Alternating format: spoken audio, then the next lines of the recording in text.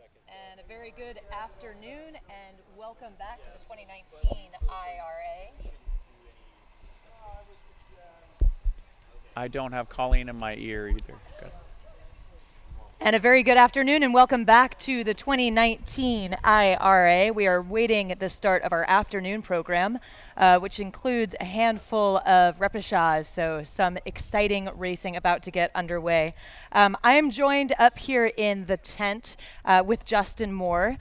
Justin, great to have you. Hey, thanks for having me here. This is going to be exciting. Really looking forward to being here. Yes, and so Justin and I are positioned at the finish tent. We'll be calling the first 700 meters or so using the drone and our wonderful live footage on the water.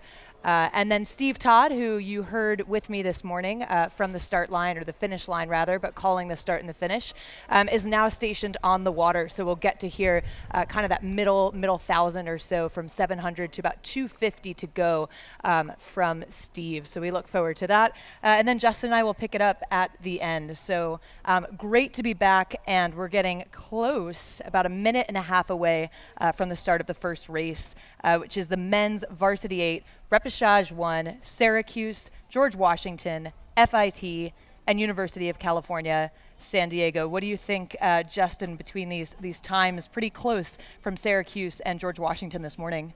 Yeah, I know that the crews are really thankful for the great conditions they have here on the race course, and the times between Syracuse and George Washington were just a little more than a second apart this morning, so that bodes for a very exciting race. And then not far behind them, FIT was just above 5:50 and UCSD was just above 6 minutes, so we expect to see a real battle early on between Syracuse and George Washington. That's right, and Syracuse and George Washington, of course, rode in separate heats. So Syracuse was out of Heat 1, George Washington out of Heat 4. In fact, FIT out of Heat 3, and University of California, San Diego out of Heat number 2. So that's Heats 1 through 4 if you're keeping score, which means these crews have yet to line up against each other at the IRA. So I think we can expect some great racing. And for now, we can see on the screen that these crews are up at the start. Not quite sitting at the catch, but under starters' orders. Justin, what do you think is going through their head right now? Well, one of the things that you're always trying to do is just control your breathing and put yourself into the physical and mental state where you are going to perform optimally. There's this anxiety before the race, the butterflies, Yep. and you're always encouraging the athletes to somehow manage to herd the butterflies in your stomach and use that excitement and that energy the right way. And they appear to be off here. We've got to start. I've got the stroke watch here, and as expected, it is dead level through the first 100 meters. Yeah, beautiful shot here of Syracuse, George Washington, FIT, and University of California, San Diego. They're pretty tightly packed as they move through the first stretch of this race. Not surprising, of course, as we progress throughout the weekend. I think we can expect to see these races get tighter and tighter, and there's just so much on the line in a repechage, such drama, which makes these races absolutely exciting to watch live. And FIT is absolutely going for it. They've made the calculated decision to stay high. They were striking 44 through the first 300 meters, and I am clicking them right now at 41 strokes a minute. FIT's nose is slightly in the lead, and then Syracuse now seems to be drawing level and perhaps taking, yes, a foot advantage here. Those two crews have asserted themselves early, Wow. put themselves into a very, very strong position, and we're going to have to see if that calculated decision to go high and hard early is going to pay off for Florida Institute of Technology. Yeah, it's a great point, Justin. There's just so much strategy, of course, in all racing, but especially in these repechage, because this means in a rep that this is really these athletes' last chance to have a go at the semifinals, 1 or 2. So just a reminder of the progression in this men's varsity 8 repechage 1. It's the winner to semifinal 1 or 2, and then positions 7 through 4 relegated to semifinal 3 or 4. At the moment, though, as we come through the 500 and toward that 700-meter mark. Steve, we'll hand it over to you. You can let us know exactly what these margins look like from the water. Thanks, Colleen and Justin. Boy, we got a race on our hands here. Florida Tech really putting it to the test here.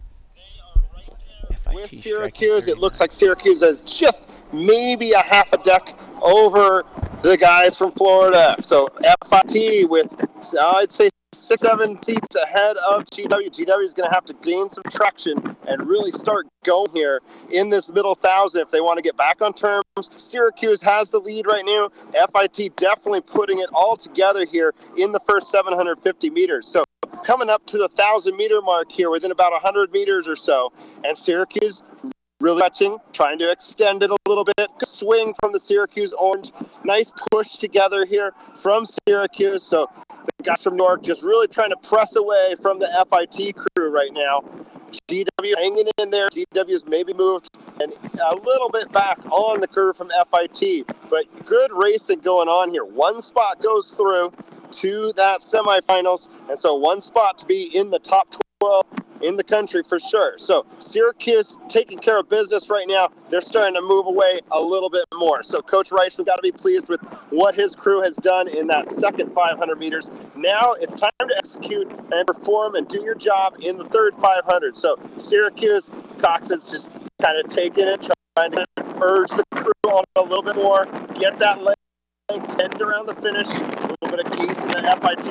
They're out of the way. FIT flying right through the flock of geese and really moving well, keeping the bow, locking on the stern deck of the Syracuse boat. So Syracuse kicking along. Nice catches from Syracuse, trying to make sure that they take care of their repechage job here, and that's move on into the semifinals. And here comes George Washington. So George Washington, they are really making a good thrust right now. They're working on trying to catch that FIT crew and then maybe carry some momentum in and see what they can do against Syracuse for that one qualifying spot. UCSD is off the back of the pack a little ways. Open water down behind George Washington. GW has now come back within 2 seats. Now GW on the bowman of FIT. Syracuse, just a little touch of open water here as we reach that 500-meter mark. So Syracuse nice and clean there in lane number 1, scooping and sending really well. Good strong push from the orange, and it's nearly dead level with FIT and GW fighting for that second place. So Syracuse do well to stay in control, staying with the good length and performing well.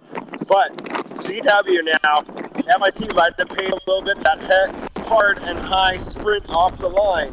But GW has now got that move going, and they're past MIT. They're moving away easily, but they're not making up much ground on Syracuse. So we're into the orange buoys, about 250 meters to go. We're to the finish line. Here's Syracuse in the lead. Thank you very much, Steve. As you rightly say, Syracuse is in the lead. So as they come by the beach, Syracuse fans will be happy to see just a nice first 500. A very strong middle 1,000 has put Syracuse ahead. But as Steve told us, George Washington and FIT, just aggressive racing, Justin. Much credit to the guys from FIT who put that challenge out here, but it is the orange rowing with an incredibly strong rhythm and very much in control. They want to conserve as much energy as they can. There will be no sprint. There will be no lift. They are just going to press it across the line within their controlled rhythm and make it into the AB semifinal. Beautiful, and we see FIT taking their few final strokes, and a job well done to the University of California, San Diego, as they come through the line. But Justin, as you rightly said, Syracuse then to advance to semifinal AB, and George Washington, FIT, and University of California, San Diego relegated to semis 3 and 4. That concludes Repechage 1. And we're getting ready to see Repechage 2. We have in the 4 lanes Cornell from lane 2. Then, they were from the second heat in lane 1, followed by Wisco, then Colgate in lane 3, and Hobart in lane 4. Again, we're looking at times that were tight this morning. Wisco posted a 5:45.7. and Cornell posted a 5:47.4, so we expect to see a tight race there. And in addition, Colgate and Hobart, Colgate was 5:54.6 and Hobart was 5:57.4, so we expect to see some tight racing here. We'll have to see if somebody opts for that FIT strategy of, hey, better to lead and get caught than never lead at all. Right. You have to reach into your suitcase of courage, because Yep. if your bow ball's in front, that's a good thing. And maybe you can hold it, maybe you can't. But boy, you got to give those FIT guys credit Absolutely. for taking that shot. Absolutely. So that puts us about 90 seconds away from the start of the 2 p.m. race. That's Repechage 2, Cornell, Wisconsin, Colgate, and Hobart, as we just mentioned. I mentioned it earlier this morning, but I'll say it again. For Hobart, some interesting, certainly some great racing, I should say, and some good additions to the coaching staff. So Ethan Curran joined the coaching staff in August 2018, bringing great insight into the program. Those from the East Coast and certainly from Boston will recognize that name. He brings a wealth of junior rowing experience, and great to see him at the collegiate level with Hobart. Some strong racing from Hobart this morning. So Justin, as you rightly say, I think we can expect good racing between Hobart and Colgate as well. Colgate, notably, their varsity 8 won the Jefferson Dadville Regatta premier event for the first time in program history, and they set a course record in the process. So absolute pedigree here at the IRA. I love the fact that you get these winners from the major races. I was at the NIRC championship that Hobart won, racing a very game and beating a very game Michigan crew there to earn their spot here at the national championship. And the Dadville was another tightly contested race. So great that those guys are able to come in and join the sprints winners and the Pac-12 winners to really vie for the national championship. It's a special experience for all of the oarsmen who are out there on the water. And that puts us then at about 45 seconds or so to the start of Repechage 2. So we'll see who will join Syracuse in advancing to semis A and B. Cornell with some notable wins this season over Penn, Georgetown, George Washington University, and Oregon State.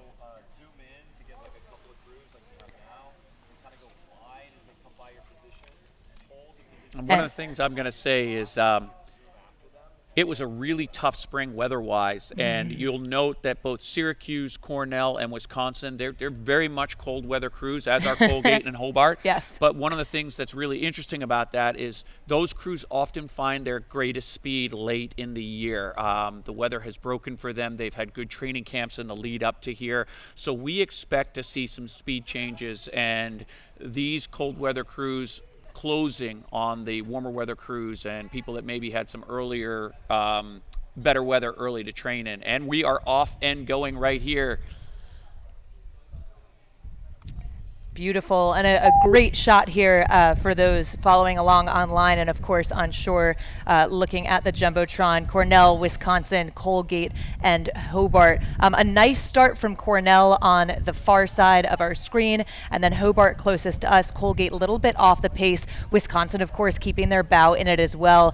So with the exception of Colgate, pretty tightly packed up at the front. An aggressive start from Hobart, though, Justin. That's great to see them shoot out of the gate like that. Again, there is no lack of courage here at this regatta today. Hobart striking 44 still and finding themselves dead level with the crew of Cornell. Yes, absolutely. These guys understand that in the reps, you've got one shot and you need to be in the game when you cross the 500-meter mark. And the Hobart guys got that message from their coach and Coach Ethan, who's now joining them. We're going to see if Wisco can bring the thunder in the middle 1,000 and close that gap. But right now, it is a fast set, and we've got maybe 4 seats right now to Cornell, and Wisconsin and Hobart are essentially level, and then it is back another 7 seats to Colgate. So as we move through 500 down then, it is looking like Cornell starting to assert themselves a little bit here with a strong middle 1,000. Again, we saw Hobart go just so fast out of the gate. The question becomes then, can they hold it?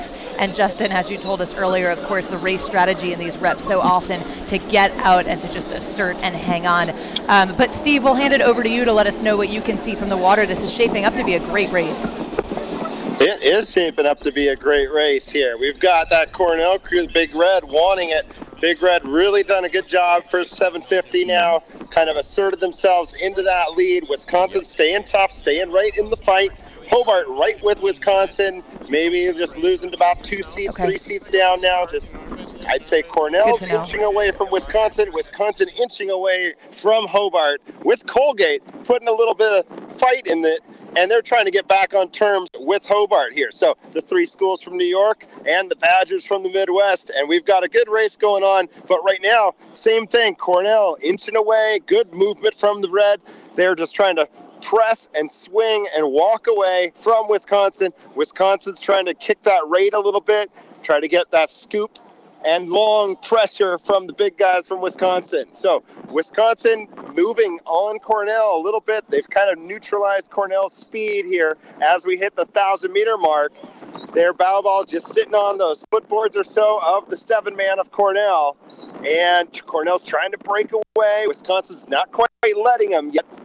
And we've got back in the other side of the pack, Hobart is holding off Colgate, but Colgate's still trying to work up, and they've kind of set their claws into Hobart a little bit, and they're trying to work in and try to get back on terms with Hobart. But we got an excellent race going on for that 3rd place position, and Cornell just seemed to, at the 1,000-meter mark, take a little bit more of a push, a little more pop from Cornell, and you can see that they're just getting a little bit of separation now from Wisconsin. Wisconsin's foul ball still on the coxswain of Cornell. Wisconsin's needed to take their move now with about 750 meters to go.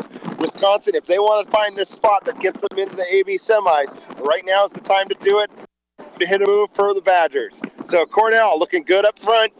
All eyes from Cornell, can kind of see the Wisconsin crew behind them, keep eyes on them, keep the terms going.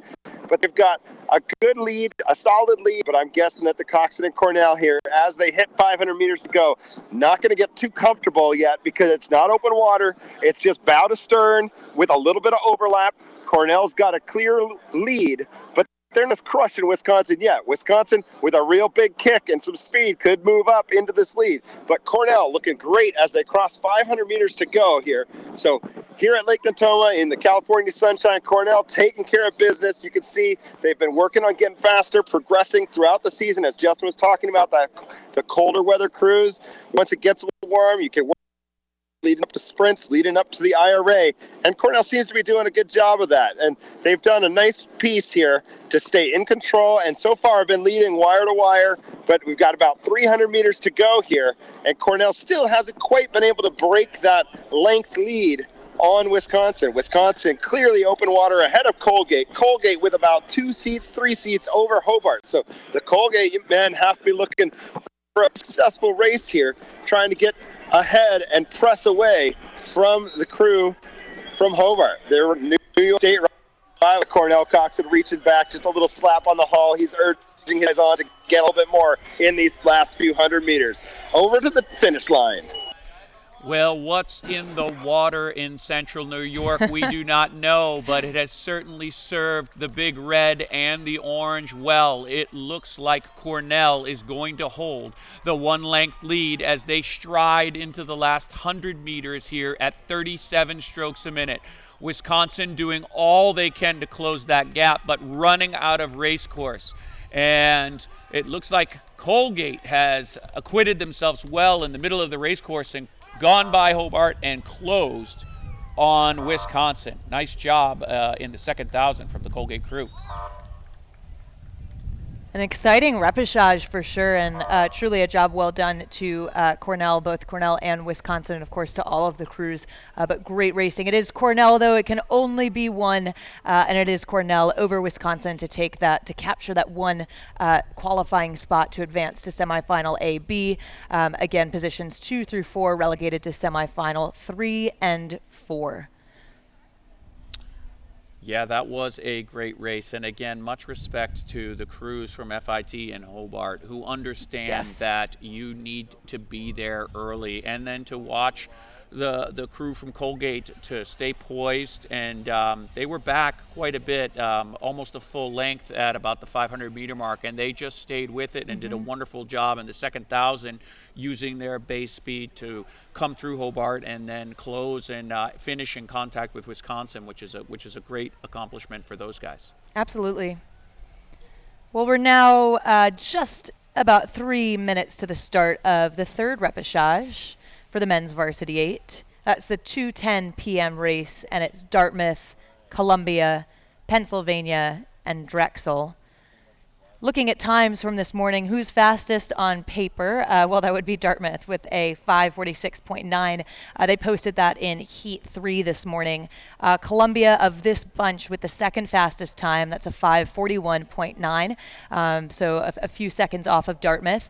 They raced in Heat 2. Then it's Penn with a 5:51.8. They raced in Heat 1, and Drexel out of Heat 4 with a 6:08.2. So keeping an eye on Dartmouth and Columbia, of course, Eastern Sprints rivals, Penn right in the mix there as well. One of the interesting things is there are times when in the heats the crew can have the strategy of trying to keep some energy in reserve. If they feel like they're in a position where they are going to go to the reps, they try and reserve some energy and save that energy for the afternoon race. So Dartmouth, Columbia, Penn, they seem to be in this bunch, and it wouldn't surprise me to see somebody who didn't have the fastest time in the morning pop a time today. It's going to be very interesting to see how this unfolds as they get ready to rocket off the line. Yeah, absolutely. We also have some results from the times here. In the first heat, Syracuse came through in 5:51.49. George Washington was 5:54.6, FIT 5:56.9, and UCSD 6:04.2. Cornell posted a 5:50.69 to Wisconsin's 5:53.69, to Colgate's 5:57.66, and Hobart's 6:01.8. So again, tight times within that bunching. Well done to all the competitors. And with about a minute to go to the start, we can see that shot of Dartmouth, Columbia, Penn, and Drexel sitting ready.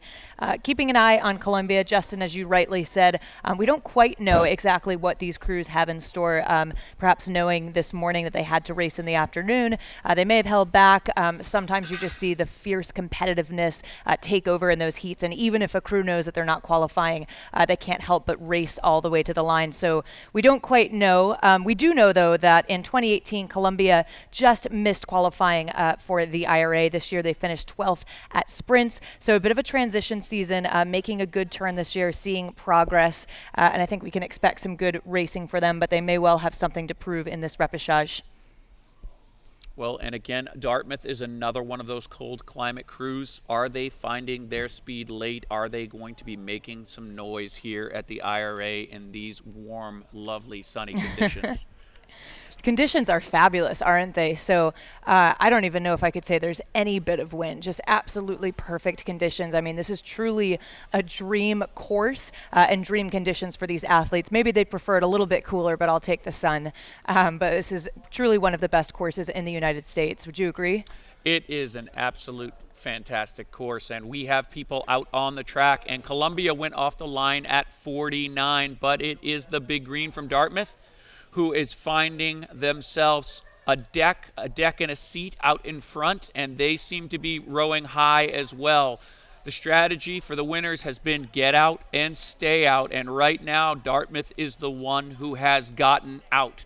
We'll see if somebody can have a great middle 1,000 and row them down, but Dartmouth is still striding at 40 strokes a minute at this portion of the race course. They are going to go to the front and say, "Come and catch us if you can." And perhaps not surprising, now we talked a little bit about Columbia, but Dartmouth has had a strong season as well. Last year they finished 9th overall at the IRA. This year, just a few short weeks ago, they finished 9th at the Eastern Sprints, so in a better position than Columbia, so perhaps not too surprising. They had wins this season over Columbia and MIT, few losses as well, Yale, Syracuse, Boston, Brown, but maybe not too surprising, Justin, to see them out ahead. Well, yeah, there they are, but I'll tell you right now, Penn is on the move. Columbia was extremely aggressive early, coming off at 49, but the crew that seems to have some momentum right now are the Quakers from Pennsylvania. I'm sure the Dartmouth coxswain, who is sitting on the bow deck of Penn, sees that and is looking over. We'll see if Penn can make some more progress here in the middle 1,000, or if Dartmouth has the answer. But right now, it is Penn who has snuck out in front of Columbia. We are seeing a little bit of reversal of the morning times, and Penn seems to be striding very well in the middle 1,000 here. Steve, over to you.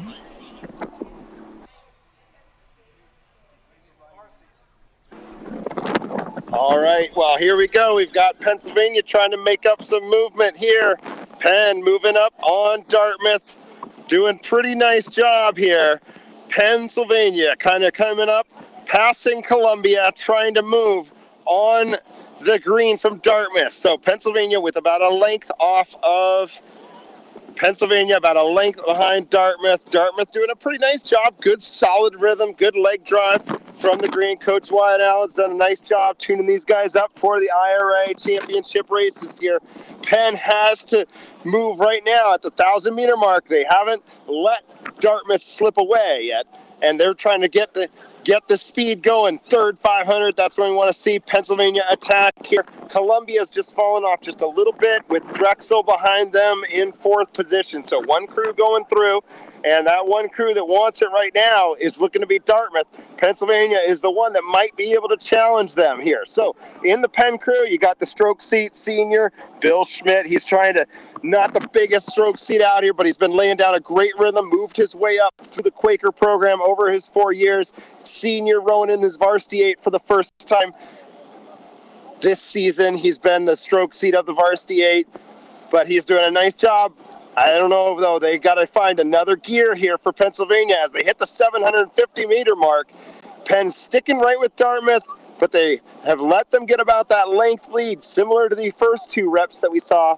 That lane 1 crew, the highest seed, has just been able to get the start and maintain that lead and then slowly inch away. We'll see if Dartmouth could do what Cornell did previously and try to separate a little bit more as we hit 500 meters to go. But Dartmouth, Pennsylvania, Columbia right behind them. Columbia's about 6 seats off of Penn, and Dartmouth or Drexel just open water down on Columbia. So Dartmouth with the lead. Here we go. Dartmouth's bow is just crossing 500 meters to go, and it is just barely open water back to Penn. So Dartmouth has just got a touch of open.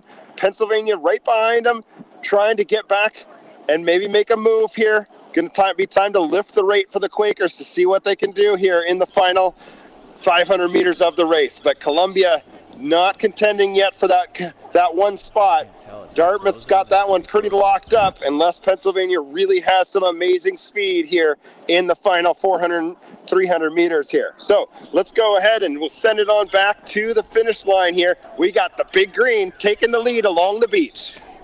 Thank you very much, Steve. An exciting race underway, no doubt about it. I just love the shots that we're seeing.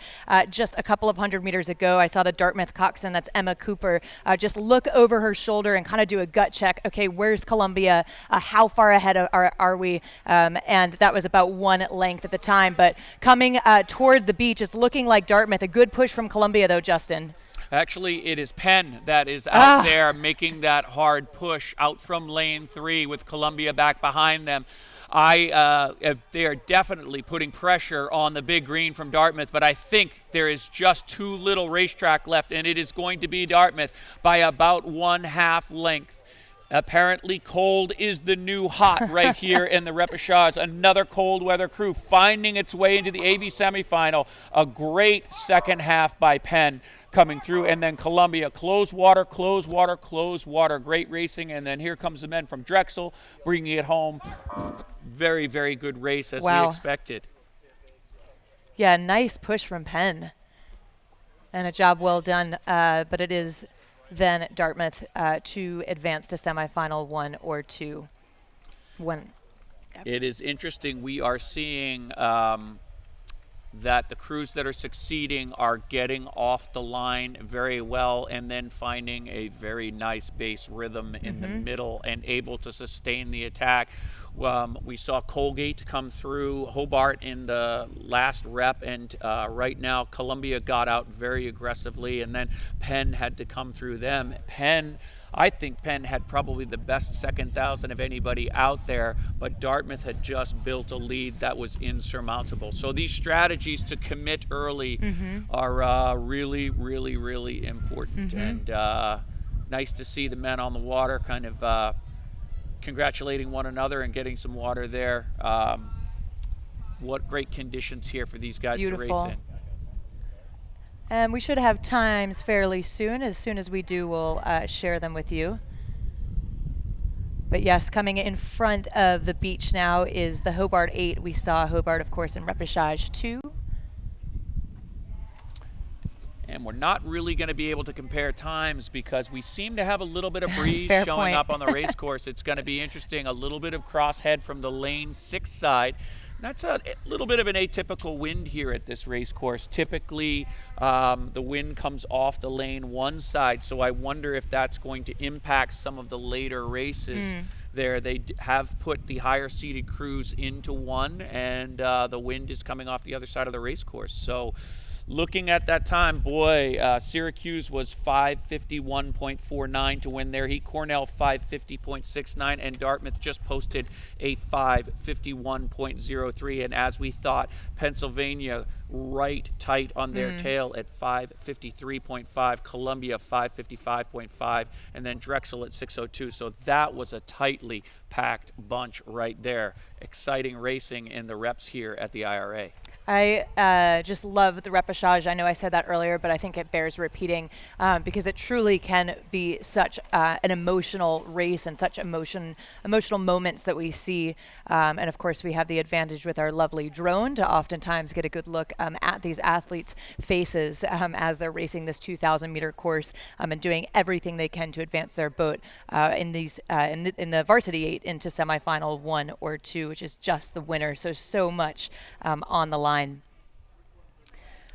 I love the overhead shots that the drone delivers. It just speaks to how unified the 9 men in the crew are and how they really have to function as a singular unit. And the beauty of the sport, the symmetry of the sport, belies the physical effort required in the sport. Some people call it torture. I call it enjoyment. But certainly the athletes are all out there choosing to put themselves through these 2,000-meter races, push themselves to the absolute limit of their physical and psychological abilities. I love that. And I love that you say 9 too, because we can't, of course, forget the coxswain. I'm a former coxswain myself, so I have a special appreciation for the coxswains, and they have just such an important job to do. For those not super familiar with the role, it's a mix of strategy. Of course, their primary function is to steer the boat, so they need to take their shell from point A to B as straight as possible to get that best possible time that they're capable of. But then there's also so much strategy involved as to when they make calls, how they use their voice. Justin, though, it looks like we have a race underway. Oh, yeah, here we are. And, the coldest weather crew here, I would have to say, would be Oregon State, the Beavers there. We've got Navy, Stanford, Oregon State, and Santa Clara. And right now, it looks like Stanford has punched their nose out front early. It is very early in the race. We are still in the high strokes as they build the boat up to speed. Typically, the strategy is to take a certain number of high strokes and then transition into a more sustainable aerobic rhythm for the body of the race. And we are seeing right now great shots of the synchronicity of the sport, and Stanford pushing into the lead, and that Empacher appears to be well connected. Great timing with the blades, and that has yielded a half a length lead there over the Naval Academy. Thus far, the crews that have been out like that have been able to stay out in front like that. Right now, the times would say that Navy would be slightly favored, but it is Stanford who's saying, we're going to take the front, come and get us if you can. And I think that speaks to that aggression, Justin, that you've been talking about, that race strategy truly in the first 1,000, when everything's on the line, to just get out ahead, row it as high as you need to. But then also, too, in these races, right, you want to have somewhere to go. So you don't necessarily want to go out at a 40 and hold a 40. And by 40, I mean strokes per minute. Maybe you settle into somewhere around a 36, 37 if you can. But that's truly where the strategy comes in, right? And the coxswain piece that we were talking about earlier, he or she will need to make that call in the moment to decide what that race plan exactly looks like. As we move through the first 500, a beautiful shot here. It looks like Stanford's still holding their own. Yeah, I will tell you what, Stanford's strategy, their early aggression has yielded a very useful advantage, just about a 1-length lead, and they have said to the Naval Academy, you may have posted a faster time in the heats this morning, but you are going to need to come and get us. Navy has got a big challenge in front of them. These fit men from Stanford have a full length. They're going to be able to look back at the Navy attacks and respond to them, and that is quite an advantage to be able to look back at your competitors, see what they're doing, and try and control the race from there. After Navy, it slides to Oregon State. That's about 8-9 seats back of Navy, and then another 8 to 9 seats back to Santa Clara. But it is Stanford who has left their calling card here at the 700-meter mark, and we are going to turn it over to the race course. Well, we are not at the 700, we are at the 1,000, and Stanford wants this one. Man, Stanford out of the start gates just like that, or they were on fire. So great start from Stanford. The crew from Palo Alto doing an excellent job. Oregon State kind of trying to inch back into that Navy lead here, or that Navy second place. And then Santa Clara just behind Oregon State. But Stanford doing a nice job. They've kind of overcome some stuff this year. Coach Niles Garrett, the interim head coach, keeping it simple for his Stanford guys this year. Just train, stay within your boat, keep it going. That's been the mission here as they approach Pac-12s and the IRA. But the young men from Stanford really showing that they know what they're doing here. You got a lot of power in that boat, some really talented athletes, a lot of size there. If you've been around the Stanford crew this year, varsity 8 particularly, there are seriously big dudes in there. So Stanford, good power coming from the Cardinal, taking it to Navy and Oregon State and Santa Clara. A little bit more gust building up here for this race. So we might see a little slower time in this repechage of the varsity 8s. But Stanford locking it in and sending it, doing a great job here as they approach 500 meters to go. Stanford looking sharp, looking tall, really trying to send, and Navy staying right with them. Navy might be, as Justin said in the other race, running out of racetrack. We get Stanford with a seat or two of open water ahead of Navy. Navy with the seat or two of open water ahead of the Beavers from Oregon State. Oregon State just overlapping still with Santa Clara. So it's the guys from California here, the guys from Palo Alto just down in the bay, doing a nice job. Really smooth, really sending, trying to keep everything gathered and together. A good job by the Stanford crew here to maintain that lead on Navy. Their aggressiveness off the start certainly paying off big for them. So Stanford on the lead, open water ahead of Navy, Navy open ahead of Oregon State, Santa Clara overlapping with OSU, but Stanford is looking like they're going to take this final rep of the varsity 8s over to the finish line.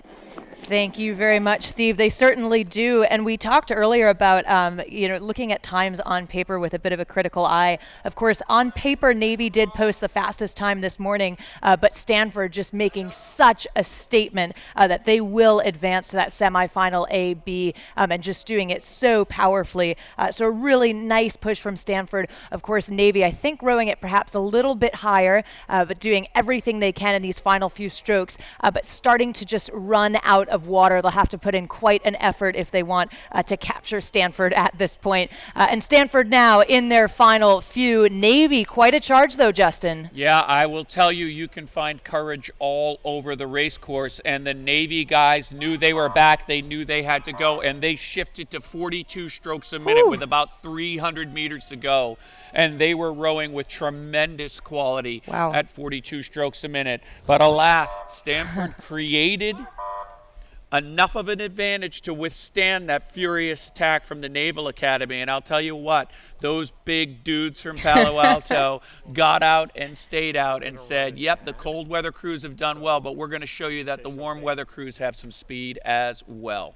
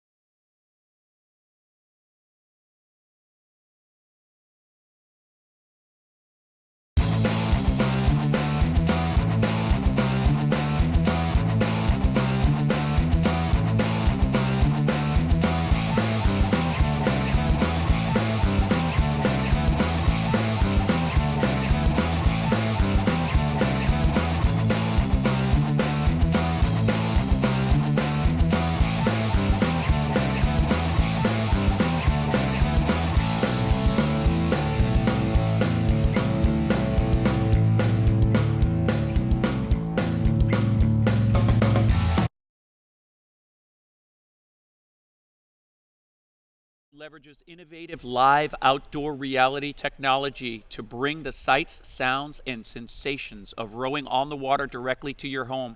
To learn more, you can stop by the hydro that is on site there behind the viewing tents or visit hydro.com. And we are about 90 seconds or so away from the start of Repechage 3. That's our 2:50 p.m. race. It's the men's second varsity 8, rep number 3, with Navy, Columbia, Drexel, and University of California, San Diego. Now, on paper, it would be Columbia with the advantage here. They posted a time this morning about 3 seconds or so faster than Navy. Then it's over to University of California, San Diego with the third fastest time, followed by Drexel. So a 4-boat race. And we hear the cheers for Syracuse on the shore. A job well done. That was truly a great race they put on. And a congratulations well deserved as they come by their friends and family here. Well, we have to give a shout out. Those Syracuse fans travel very well. Football, basketball, rowing, you name it. They are always there supporting their sons and daughters who compete for the Orange. It's a very great group of parents. We're seeing so many great parent groups here. And Syracuse's 2V posted a time of 5:56.09. Certainly, Wisconsin had a lot to do with that. The early pressure from Wisconsin really required a tremendous effort from Syracuse. I don't know if it's going to impact their performance in the AB semifinal tomorrow, because they certainly were asked to give full measure to deliver the 5:56 out there today. They were. And speaking of parents, I had the pleasure of flying over with a lot of parents from Boston last night on my flight. So if anyone was on the JetBlue flight last night, I got to see some Boston University parents. There were some Brown parents. So yes, absolutely. I agree with you there that the Syracuse fans are second to none. But just so wonderful to see so many supporters here at the IRA. But who can refuse California and conditions like this? Good to get some sunshine. If you're from the East Coast, we've been missing it. Well, I'm not taking a dig on the middle of our country, but certainly the people who are viewing this championship regatta are having a different experience than the people who are viewing the women's championship regatta happening in Indianapolis right now. A lot of weather challenges there, not a lot of weather challenges here. And look at, we are rocketing out to a lead. We are seeing the echelon lanes 1 through 4 starting to form up, and that means that the Naval Academy is out early. Thus far, getting out early has been a very good strategy for crews. We have not seen any of the early leaders get rowed down. We have seen some second-place crews get rowed down. So Navy is making a stake to that strategy, and we will see if they can hold through the middle here, as Columbia, who posted the faster time this morning, right next to them in second place, 4 seats back. And Navy, yes, out indeed, currently holding that lead. At the 2018 IRA, of course, due to deteriorating weather conditions, Navy did not get to race in that third level final. But this year they finished 9th at the Eastern Sprints in the second varsity 8. They've had some great wins in the preseason over Georgetown, Drexel, Holy Cross, Cornell, Penn, Columbia, Hobart, George Washington University. Clearly that preseason working for them now, as we see them move through the rep with just an advantage over Columbia as we move through 500. And I'm liking the race that we're seeing develop between UCSD and Drexel as well. Boy, it's nice to see overlapping crews all the way across the board. Navy is out by half a length over Columbia, asserting themselves here as they lead up into the middle of the second 500 meters. But various races are forming, and I'll tell you what, UCSD is starting to close up on Drexel a little bit, so we're going to see a great race all the way across the boards. Let's turn it over to the announcers on the race course.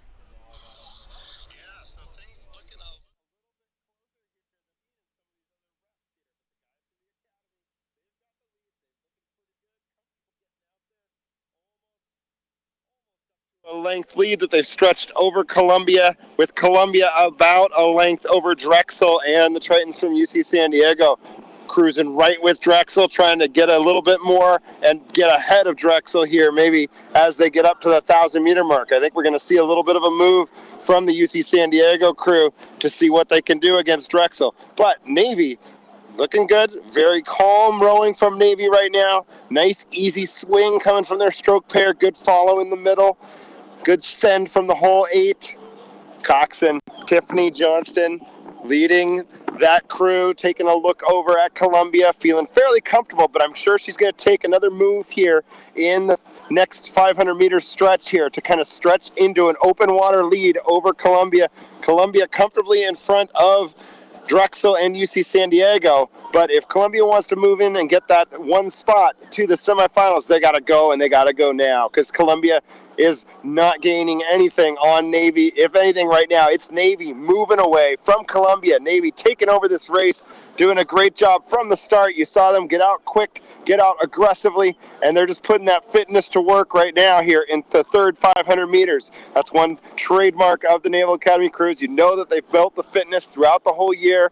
Good rowing happening here from the guys from Annapolis. So they've stretched it to a couple more seats of open water as we hit about that 750 here. We're doing a nice job here by Navy and Columbia, just open water ahead of Drexel and UC San Diego, with UC San Diego just inching away from Drexel. So Navy with the lead. Navy's been on the lead the whole time, just like we've seen in a lot of these other reps. That lane number 1, the highest seed or the highest finisher from the heats in the morning, has been in lane number 1, and we haven't seen anyone other than Wisconsin really challenging in these second varsity reps.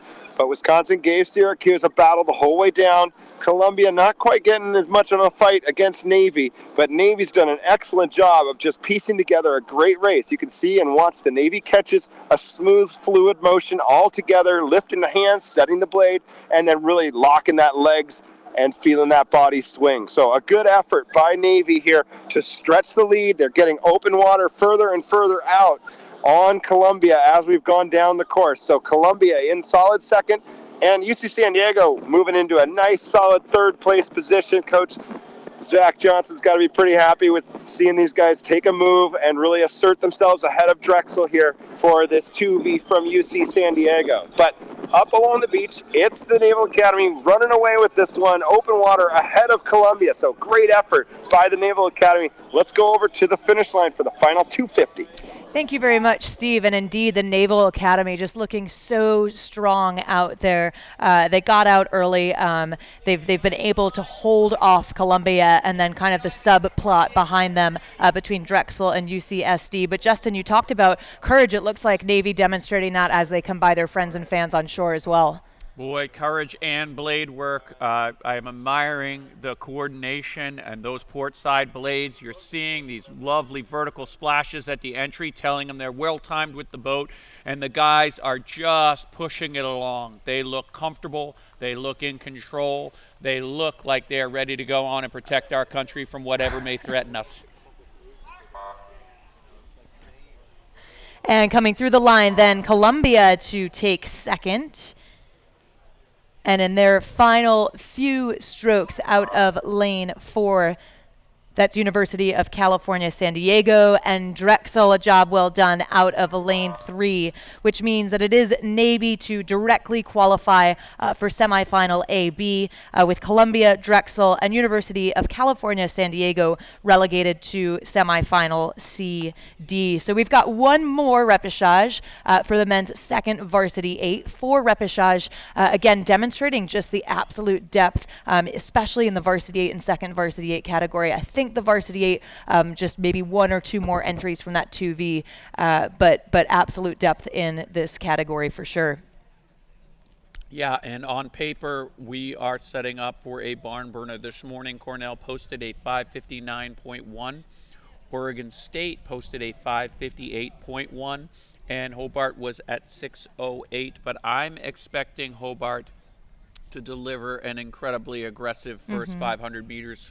Coach Paul, he is very smart about how his guys go about racing, and they know when and how to measure their efforts. So I'm really looking forward to seeing how this race unfolds. We get the white flag from the judge referee about the fair race, and now we're looking back to this 3-boat repechage, the final repechage of the men's varsity 8 here at the IRA.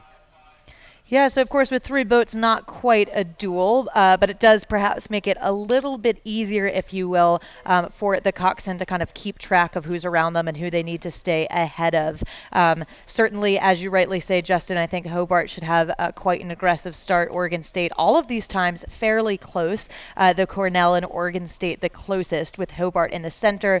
So I think we can expect great racing out of this 3-boat race, and especially in the first 500, knowing that it is just that first boat to qualify. Now, up at the start, we see these crews not quite sitting at the catch, it appears, but under starters' orders with less than 2 minutes to go.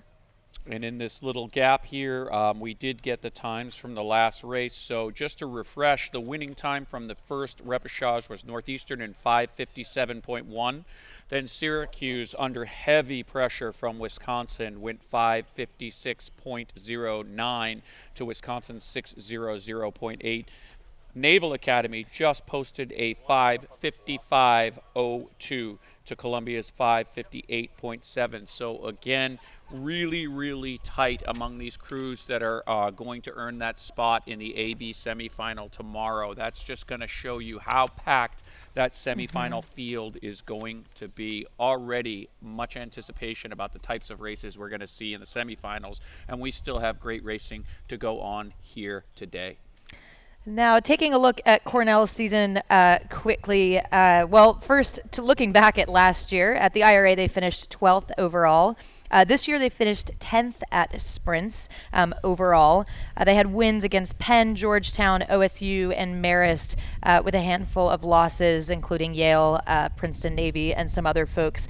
So Cornell with a pretty solid preseason, I'd say. And then Hobart, as we've mentioned, has had a strong season as well, securing a first-place finish at the NIRC Championships to get that automatic bid to earn their position here at the IRA. And Oregon State is there rounding out the field in their traditional orange vests of beavers there. We look like all the boats are sitting ready at 3/4, and they are off here. 40 different words. Yeah, and dead level as expected. You know, Hobart on time was back relative to the other 2 crews, but I think that they might have been saving something for this rep.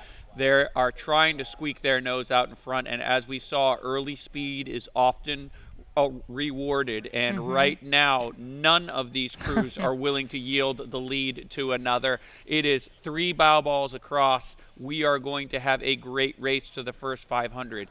Maybe right now a tiny bit of emergence from the Cornell crew, just barely over Hobart, who's maybe a seat over Oregon State. We're going to watch it unfold as they transition down to that all-important base cadence and get into their middle of the race course speed here. And Cornell, yes, starting to assert themselves just a little bit again on the far side, Oregon State. So Hobart running in between them. But it's looking like this 3-boat race will be exciting. I feel so oftentimes those 2 and 3-boat races can really surprise you and be some of the tightest of the day. Cornell making a move, but Oregon State keeping themselves right in it. Truly, all 3 of these crews not willing to give up too much water. But Cornell, as we approach 500 meters down, asserts themselves with about a half a length advantage over Hobart and Oregon State. Now, Hobart and Oregon State nearly level, though I'd say advantage to Oregon State. Hobart running third. As we move through the 500-meter mark, Cornell not quite able to shake either of these crews. Maybe they've taken a couple seats since before the 500 at about 450 or so, but they haven't quite gotten a length, Steve. Now, as we come through the 700 meters, you'll have to let us know. It's looking like Oregon State slight advantage over Hobart. Yep, Oregon State just a little bit of an advantage over Hobart there. Cornell doing a nice job getting out in front. Oregon State just neutralizing that Cornell speed. Oregon State maybe making a little creep back into the Big Red's lead, so we got some overlap there. Oregon State about 6 seats down on Cornell and about a half a length, maybe 3 seats up on Hobart. So you got a good race going on in this final wrap of the 2V. So Cornell trying to hold off Oregon State. Oregon State over here in the orange in lane 3, trying to really fight and see what they can do against Cornell. So you got some good overlap between these two teams. You got a serious overlap in the coaching tree here too.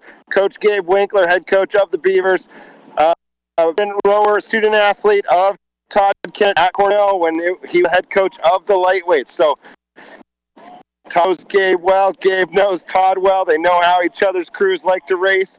The Beavers have to do something right now in the second 1,000 meters if they want to catch the Big Red. So Cornell's inched back out. I think that they're talking about a 7-seat lead. Their coxswain keeps looking over at the Beavers' bow wall, wants to push them away, take control of this race in this third 500 meters. OSU now inched away from Hobart, and it's looking like OSU's got that clear second place position locked up. Hobart in third. Oregon State's just getting a little bit of move on Cornell, but Cornell's kind of just held them with the bow ball right between the 7-seat and the coxswain.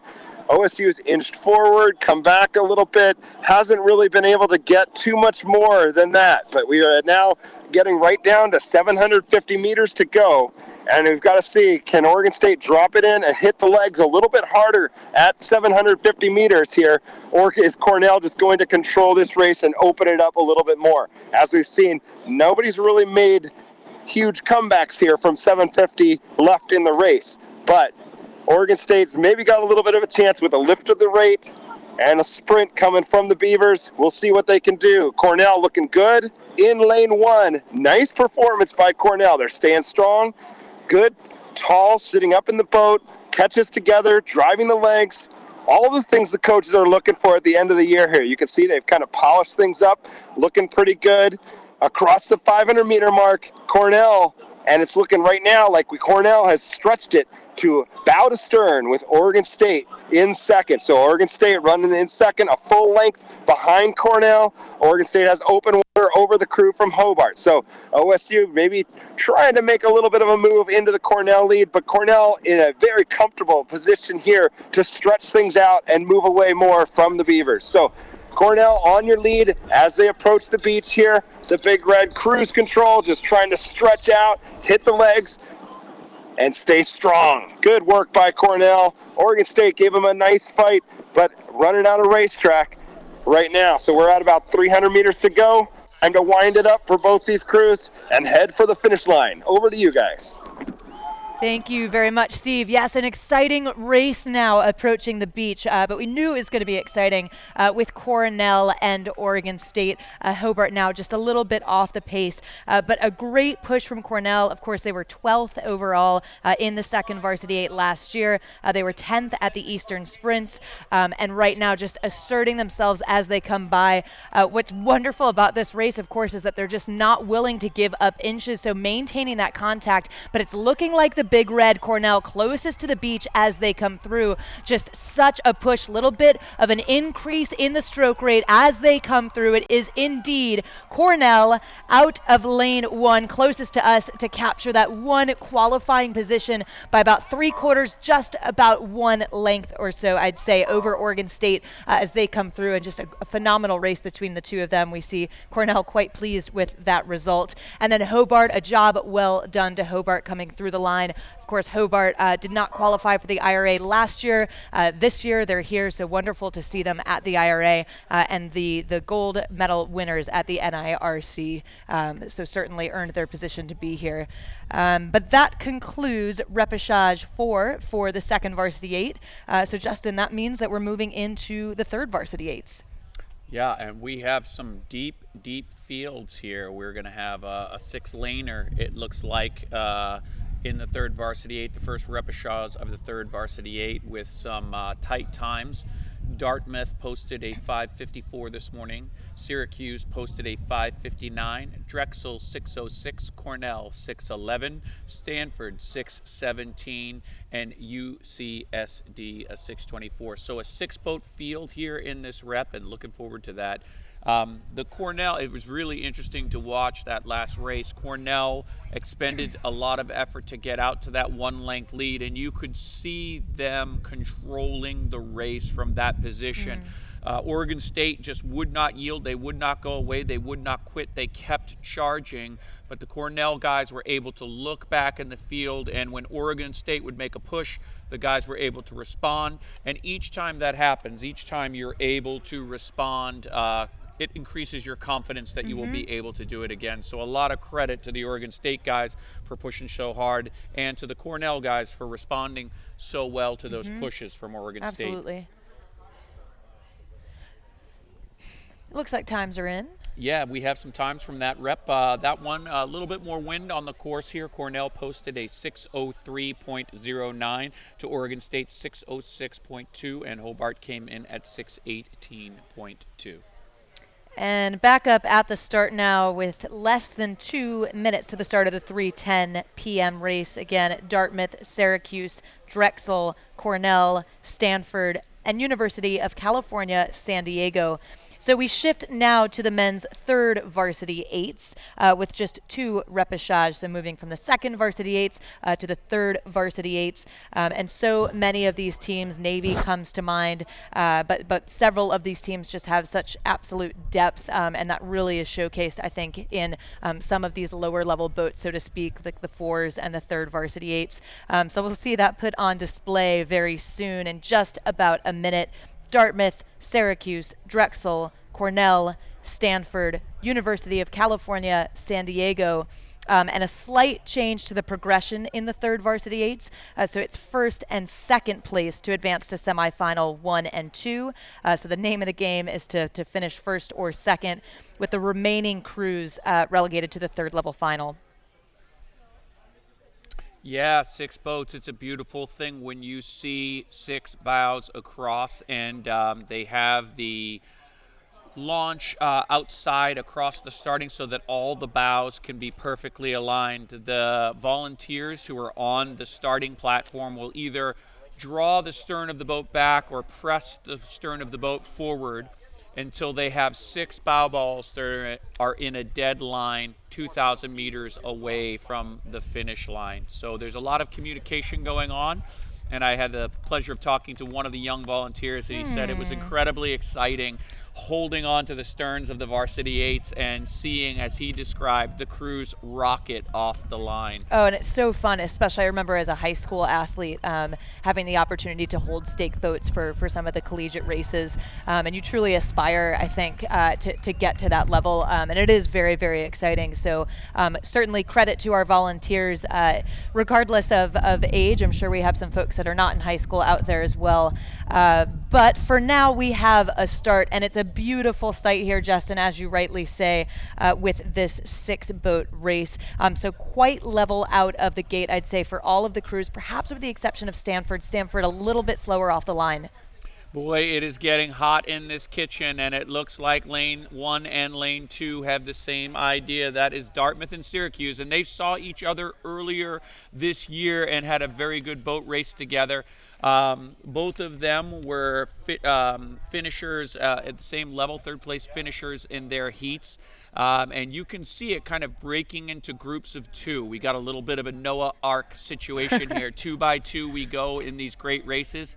Right out now pushing for the lead are lanes 1 and lane 2. That is Dartmouth and Syracuse. Then Drexel and Cornell, with Cornell having a slight advantage over them. And then Stanford and USD. We're coming here getting a sideline view of the buoys, and we kind of have a sense right now it looks to me like Syracuse and Dartmouth are dead level. And we've seen early speed is often rewarded. We do not have a distinctive leader in the race yet. Yeah, absolutely. Dartmouth and Syracuse really pushing themselves and keeping an eye, I'd say, on Cornell, too, out of the center lane there, out of lane 4, so not quite center. But we see them keeping themselves right in it. Then closest to the camera shot, University of California, San Diego doing a nice job as well. Stanford starting to fall a little bit back further away from the pack. But indeed, keeping an eye on Syracuse. We've seen this in earlier racing, that Syracuse just a nice clean start and then really having a strong middle thousand. So my eye floats over to Syracuse and Cornell, but Steve, from the water, let us know what you can see. Well, here they come, and yeah, we've got a good pack going here. It's Syracuse. They've got the lead. So Syracuse over Cornell and Dartmouth tightly packed here. Dartmouth probably in that second position, but a good race going on here. Up front, Syracuse, Dartmouth, Cornell, 3 boats, 2 boats moving on to that semifinal. Drexel in the 4th place position, UC San Diego and Stanford back trailing. But up front, it's all the orange, so Syracuse really trying to control this one. The orange over the green of Dartmouth, over the red of Cornell. And Syracuse looking good. Syracuse with a good pop off the front end, just pressing all together. And they're slipping away from that bow ball of Dartmouth. I can see the bow ball of Dartmouth kind of getting sent back man by man down the Syracuse crew. So Syracuse executing a nice first 1,000. They've got about a 5-seat lead over Dartmouth. A little bit of open water over Cornell. And Cornell's bow ball is sitting on about the 6 or 7 man of Dartmouth. So if Cornell wants to get in that position to move through to the semis, it's their time. They've got to make this move and attack it right now from Cornell. So you got the Syracuse guys. Coach Reichman's watching this and probably seeing that his crew's out in front. Dartmouth making a little bit of a push, challenging back here. So some of the crews from the Sprints League up front really pressing each other. Dartmouth's putting some urgency onto Syracuse right now, though. And Dartmouth's bow has crept back up into the bow 4 of the Syracuse boat, with Cornell slipping back open water behind Dartmouth now. But Syracuse holding onto the lead still on Dartmouth. Dartmouth trying to still make their move, kind of coming back and seeing what they can do. Can they? I'm hearing some yelling going on over there in lane 1 and 2. We got a serious battle on our hands. They had some good racing from earlier. Syracuse guys, they kind of had a great race at the Eastern Sprints, finishing 4th overall in that grand final of the 3v8. So a nice job by some of these younger Syracuse athletes. And right now, they've got to finish up the job of the day, and that's to win this race. Syracuse, Dartmouth trying to really make it a fight now. This is one of the closest races we've seen as we hit 500 meters to go. It's just over a deck length. Bow ball of Dartmouth on the bow seat of Syracuse. Dartmouth attack. I can see the Dartmouth coxswain urging the team on, trying to get that rate to strike a little bit higher. Can they move that bow ball up ahead of Syracuse? We got a great race up here for first place. Syracuse holding them off. Syracuse can look and see that Dartmouth making their move. They've responded. A good fight. Lane 1, lane 2. Lane 2's got it right now. But is lane 1 going to make that move and punch it into the front? We've got Dartmouth doing a nice piece of work here to try to press Syracuse all the way to the line. Good, Syracuse trying to hold them, but it's close. Right now, we are down to a half a deck, but it's 2:50 to go, so over to the finish line. Thank you very much, Steve. Such a race indeed between Dartmouth and Syracuse. Now we know that it's top 2 to advance to semifinal A, B. So as we see these crews, it is just an absolute battle right now for bragging rights, and certainly a psychological advantage if you're the crew that can get your bow across the line first. So we know that Dartmouth is advancing to semifinal A, B. We know the same for Syracuse, but look at this battle, and Syracuse, a nice increase in the stroke rate, and a push from Syracuse has them over Dartmouth by just a few seats. It is Syracuse over Dartmouth. A job well done to both of these crews. Those two crews advanced to semifinal A and B. The remaining crews relegated to the 3rd level final. What do you think was going on in their head, Justin, as they're finishing that race, knowing they're both going to go? Yeah, it was clear that both crews were instructed to win that repechage. There was no letting up. In the last 250 meters, I had Syracuse at 39.5 and Dartmouth at 39. And so both crews were gunning for the front, even with a multiple boat length open lead where they could have maybe reserved. I guess what that tells me is their coaches have tremendous confidence in their fitness and know that with a good meal, they'll be able to turn around and go that hard again tomorrow. I think you're absolutely right. A great race they put on, truly all of the crews, but a hat tip to Dartmouth and Syracuse. That was the conclusion of Repechage number 1 for the men's third varsity 8. Up next then, of course, we'll have Repechage 2. That's the 3:20 p.m. race with Navy, Wisconsin, George Washington, Hobart, and Oregon State. What a gorgeous shot of the course here, though, as the drone pans over. Boy, the shots from the drone have been really additive. They just speak to the collectivity of the crew, and that overhead shot just almost makes it seem like the crew itself is just a single living organism with the brain and the stern and 8 legs going there. Really enjoyed these shots of the beautiful race course today, and I'm sure the people who are at home wish they were here standing on the banks taking in the sun. Yeah. Absolutely. No, a gorgeous shot as it came back up to the start line. And as we mentioned earlier, but it bears repeating, one of the phenomenal things about having the drone too is that it truly allows a glimpse at these rowers' faces, right? The pain that they're withstanding, that race that they're in the middle of, and you get a sense of just how painful and how intense that is. And that's kind of rare in rowing unless you have that shot to really see, right? Oftentimes you're on shore and you're not really able to see, or if there is a video without a drone, you're kind of getting that side view. So we're just delighted that we can kind of get those shots when they're there. Yeah, the beauty and the symmetry of the sport belies the effort and pain that lies behind it. You often have that analogy of the duck, which looks so serene as it's sitting on top of the water, and meanwhile the legs below are just going 1,000,000 miles a minute. And that's what I'm sure all those hearts are doing on the line right now as these guys stand here. And we've got the times in, and it was the race that we thought it was. Syracuse posting a 5:54.2. Dartmouth posting a 5:54.8, and I need to remind you that the JV rep times that we just saw were 5:57, 5:56, 5:55. So that just tells you about the quality depth of those programs, and what a tremendous race those two crews just put on for everybody's enjoyment here this afternoon. Absolutely incredible racing. And we'll bring our attention then to the start. We should have a race underway in less than 30 seconds here. We see these crews locked in under starters' orders awaiting that start. And in fact, we have a start. So it's a clean one and a fair one. This is Repechage 2 with Navy, Wisconsin, George Washington, Hobart, and Oregon State. And I think this should be another tight race, especially in the first 500. Maybe a little bit challenging to pick them apart. Looks like, though, early leaders, Navy shot out of the gate, perhaps. That's no surprise there. It's a quick start for Navy. Of this bunch, they have the fastest time from the heats this morning.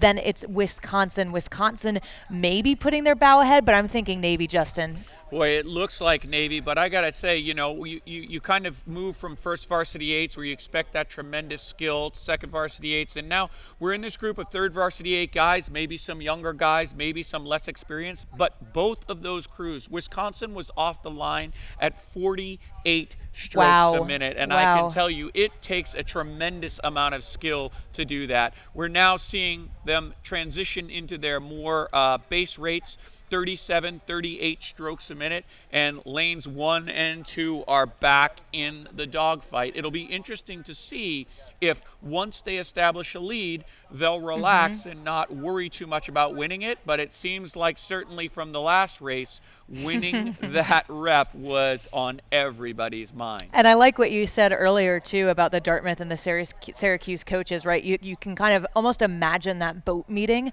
before these crews launch, and that's absolutely the message that they're getting from these coaches. Go out there, attack it. You've trained all year for this moment and win that race. And if we bring our attention back to the race in front of us, it would look like then Wisconsin does have the lead. Steve, it's looking like Wisconsin is on the move. They seem to have about a half a length over Navy. We'll hand it over to you. You've got the best seat in the house to let us know what you can see from the water.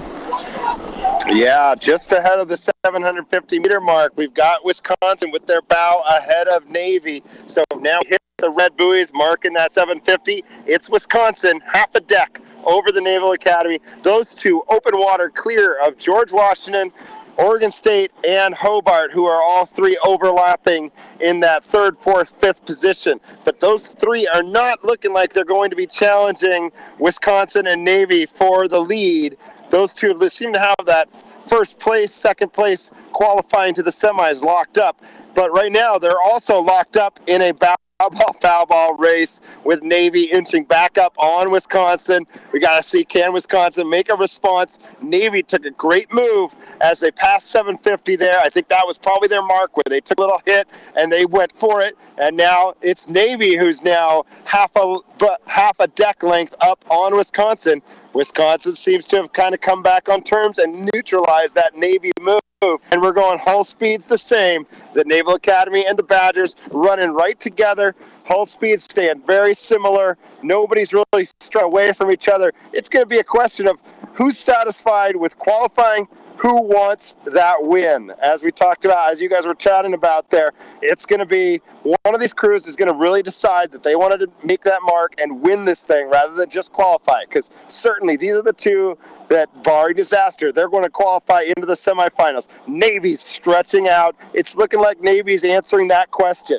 So Navy looking good in the Embacher out front in lane one. Strong, powerful strokes from Navy. Wisconsin staying with them, not falling too far behind, not getting dropped. Badgers looking like they want to stop the Navy move and maybe make a little move of their own. Maybe the Badgers have something in it right now with as we get to that 750 or we're beyond 750 in to the race left. We've got about 600 meters. And Badgers are just not finding quite the same traction as the Naval Academy guys. So the Navy guys are stretching out that lead a little bit more over Wisconsin. Wisconsin is clearly open water ahead of what looks like Oregon State running in the third place position with GW in fourth and Hobart in fifth. So we've got our leaders out here. Navy stretching the lead now to about 5.5, 6 seats over Wisconsin. Navy looking good, looking long in that front end, stretched out stroke, man. You can see just everybody in that Navy crew dialed into the same rhythm. Well, that's what we want to see when you look out at the crew. Are they all with the same style, the same length, the same stretched out feel at the front end?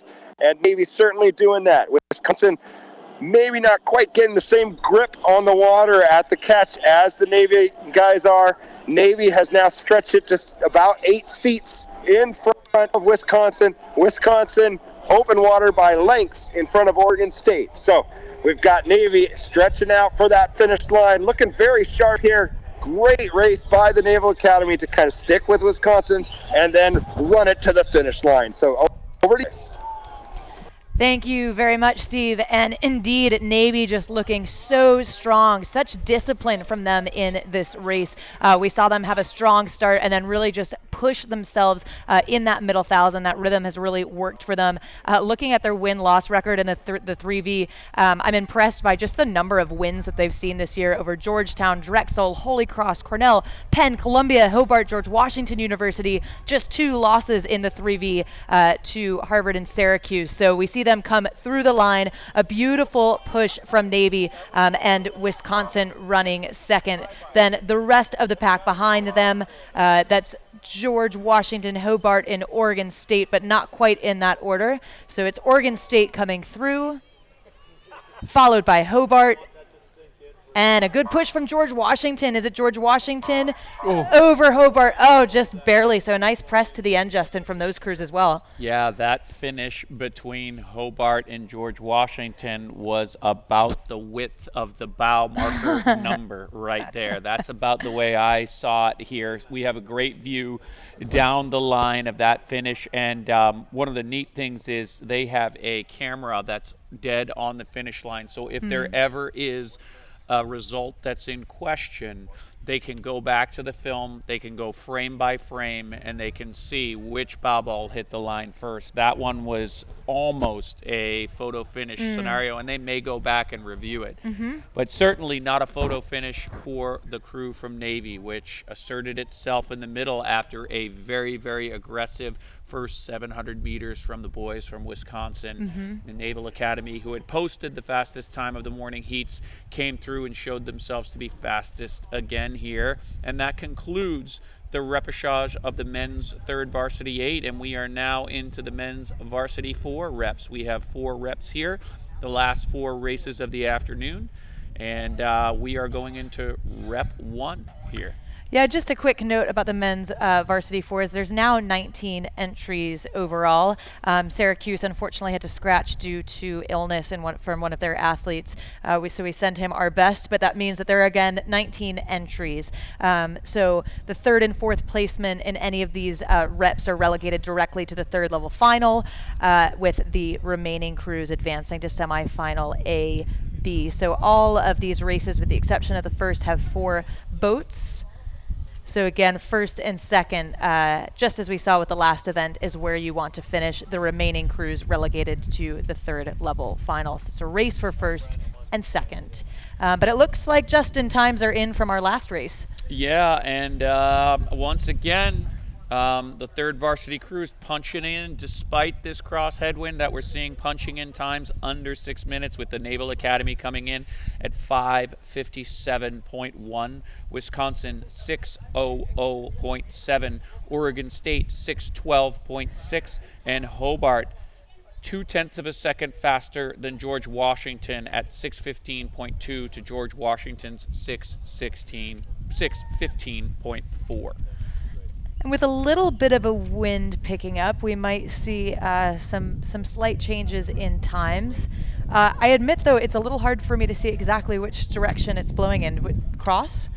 Yeah, I'm looking down at the spectator tents, and we have a number of flags on top of the tents, and they seem to be basically lane 6 to lane 1, quartering headwind here, and it is certainly coming up, cooling everybody off a little bit in the late afternoon. Sure, the spectators appreciate that. We see them standing in the nice cool water of the reservoir. And but I bet you the guys wish that the wind would stay down and the conditions would stay consistent. Certainly have great racing conditions here. And as you mentioned earlier, better than our friends out at the NCAA, so we'll be thankful for that out in Indiana. Yeah, I don't want to rub it in too much. I know, but, I know. It's a really, really nice day here. And I got to give so much credit to everybody who's running the regatta. The whole regatta is running like a German train station. It is just perfect timing. Everybody's getting off right on time. Couldn't be any better. And for now, any second, we should have a start to the men's varsity 4 repechage 1.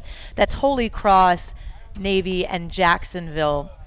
Holy Cross posting the fastest time of the bunch. And we've got to start here. One of the interesting thing about the Cox 4s is it will take them about 1 minute longer than the 8s to get down the race course. So it's always interesting to note that there are often more late lead changes in the 4s. It's a race that there's a little more strategic development. The 8s are so darn fast. It's get out, stay out. In the 4s, the race can really develop over time, just like in the single sculls. As the boats slow down, there's more opportunity for strategy. And what we are seeing right now is the boys from Holy Cross, who were staying at our hotel and having a big breakfast this morning and seem to be relaxed, are out front. They are overlapping decks with the Naval Academy. And I could tell from their breakfast that they were really hungry today, and they seem to be hungry to stay in the lead. Oh, whatever they're serving at your hotel seems to be working for Holy Cross. They look strong, as you rightly say. They look relaxed. A lot of length and a lot of power. Their race plan, I'm sure, to get out and to hold on to that margin. Of course, in the bow loader 4s, you'll also see on the screen the coxswains' heads just poking out of the bow. So for those not super familiar with this type of boat class, the coxswains actually lay down in the bow, and that's how they steer. And that's because it's more aerodynamic to have their weight distribution sort of laying flat rather than sitting up in the stern as you see those 8 coxswains. So you can just barely see their head, and they're urging their crews on, glancing to the right or left, or if you're lucky enough to be in the center, you've got a little bit of a better view. Some of these coxswains will just keep their head turned the entire race. But for now, as we move through that first few 100 meters, it is indeed Holy Cross with Navy. Jacksonville keeping themselves right in it as well. It's truly hard to call a winner. It is tightening up. Like we said, it is not the same as the 8s. The early leaders There's time in this race to come from behind, and we see the group is closing in. Holy Cross was out to a length lead. It is now a half a length. The Naval Academy is making a strong case for the front, but Jacksonville is just overlapping with them as well. This is a fantastic three-boat race. And Justin, as you said, just a little bit more time for strategy and moves. We can see Navy start to push just barely, but Steve, you'll have to let us know what you can see. It looks like Navy's on the move. Yeah, I think the Naval Academy is on the move. Certainly a nice push from Navy here as we got down more into the base pace of the race. So the depth and strength of the Navy program showing off a little bit here. So Navy's doing a nice job. Got that bow ball of lane 2 up ahead of Holy Cross. And hey, don't check out on Jacksonville just yet. Jacksonville moving up, making a good push to try to catch Holy Cross. We've got those two crews to advance out of this group, and it's looking like Navy's really trying to get it right now.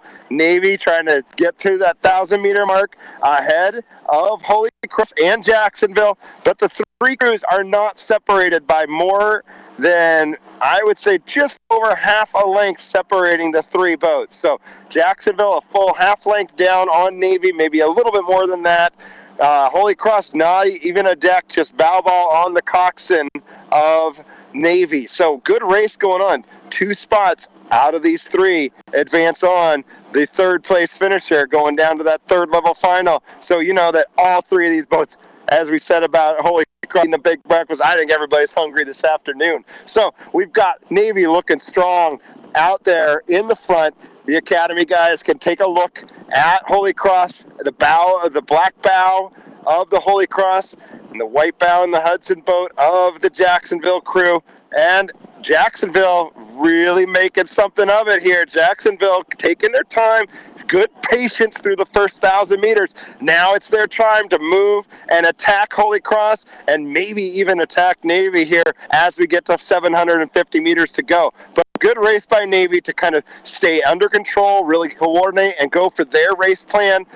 Good solid start, and then move away from the other crews as you get the lead. But nobody has really taken it and run away with it. So good race coming from all 3 boats here. Right now, I can't even really see. The Holy Cross bow is definitely ahead of Jacksonville. They've got a little bit better going of it here in the last 250 meters or so.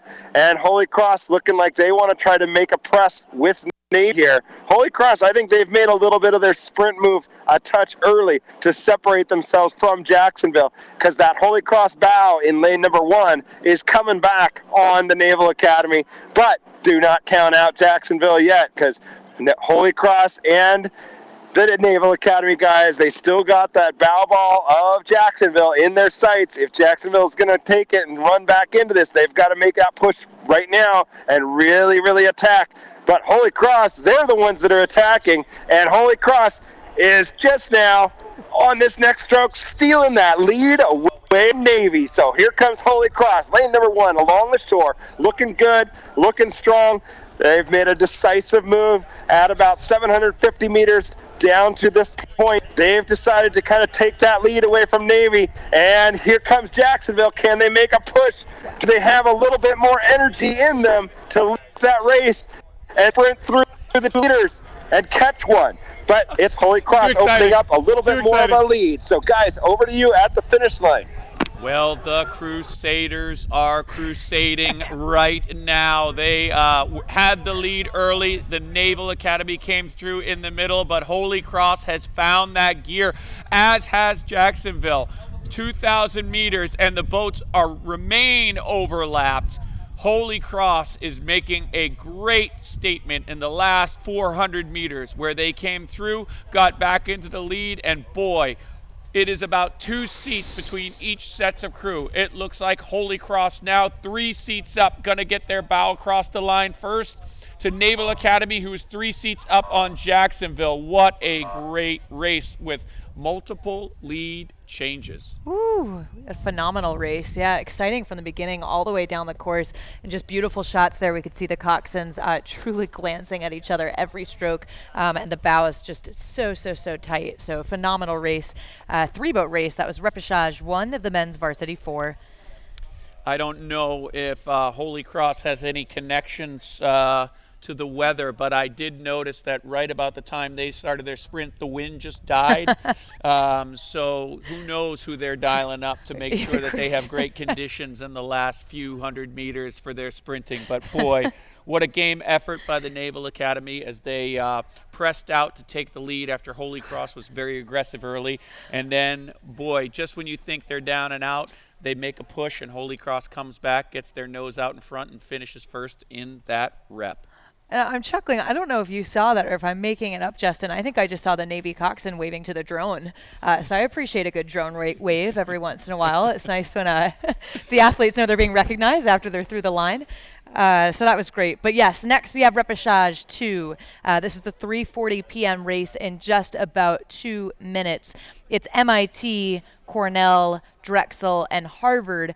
So moving back to a 4-boat race. On paper, it's MIT with the fastest time, and by a fair bit over Cornell. By a good, let's do the quick math, 6 seconds over Cornell. Then it's over to Harvard and Drexel. So just a half a second separated Harvard and Drexel from the times this morning. Should look to be just a great race and one of the last few of the afternoon. So we see them now sitting up at the start and not quite at the catch just yet. Well, I know all the parents that are out there, the parents who are watching their crews from MIT were very impressed with our math. We were absolutely outstanding there as we subtracted 639 from 633 from 639. Figured out that was 6 seconons. So if anybody you're welcome, else, everyone. You're welcome. If anybody else needs some advanced analytics, you can visit us after the race. You know where to find us. But yeah, we've got times in from the first rep, and Holy Cross came across in 6:41.5 to Navy's 6:43.3 to Jacksonville's 6:45.1. And boy, that race was just really neat. Holy Cross asserting themselves early, the Naval Academy showing their courage in the middle of the race course, and then Holy Cross finding another gear in the last 500 meters.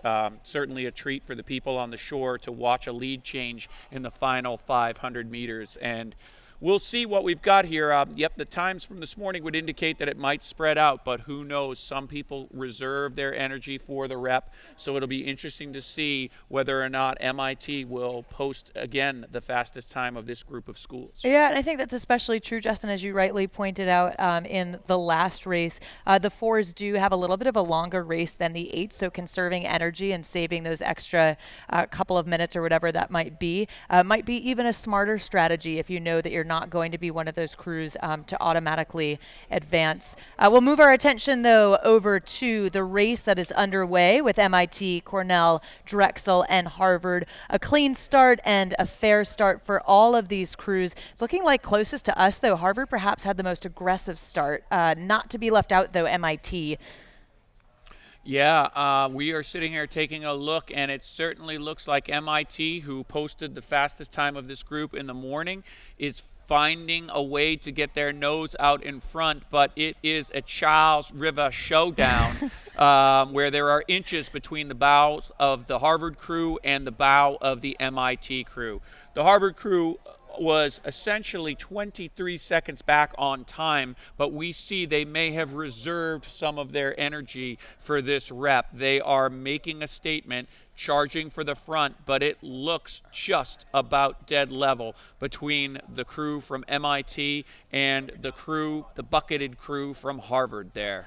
Yeah. Then we slide back to let me make sure Cornell is in third, and then Drexel is in fourth. Yeah, and we talk about conserving energy, and we've talked a little bit about the conditions and the cold weather schools. But the Charles River schools, of course, Harvard and MIT, it's just been a cold, wet spring up in Boston. So part of that strategy in perhaps reserving energy is really just acclimating to the conditions here in Sacramento. They are absolutely beautiful, but it's a little bit warmer than some of these East Coast crews are used to. So hydration and sort of that acclimation being ever so important. But Harvard starting to insert themselves in the first quarter of the race and moving into the second 500. They now decidedly lead over MIT on the far side.